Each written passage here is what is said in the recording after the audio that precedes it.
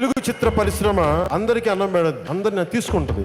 అలాగే తమిళ చిత్ర పరిశ్రమలు కూడా అందరినీ తీసుకోండి. అంతేగాని తమిళ చిత్ర పరిశ్రమ తమిళ వాళ్ళకి అంటే పరిశ్రమ ఎదగదు. ఈ రోజున తెలుగు చిత్ర పరిశ్రమ ఎదుగుతున్నామంటే అన్ని భాషల వాళ్ళు. ఎక్కడ నార్త్ నుంచి వచ్చిన ఊరుసి రౌతాల గారిని తీసుకుంటారు, పాకిస్తాన్ నుంచి ఇండియాకి ఈ విభజన సమయంలో వచ్చేసిన ఒక నీతాలుల్లా గారి పరిచయం చేస్తారు. ఇలా ఒక్కళ్ళు కాదు, ఇది అన్ని భాషలు అన్ని కలయికలు ఉంటేనే సినిమా అవుతుంది తప్ప కేవలం మన భాష మన వాళ్ళే ఉండాలంటే కుంచుకుపోతాం. తమిళ చిత్ర పరిశ్రమ పెద్దలందరికీ కూడా మీరు కేవలం తెలుగు చిత్ర పరిశ్రమ తమిళ వాళ్ళే ఉండాలి అనే ఒక భావన ఏదో ఉందని బయట వింటా ఉన్నాం.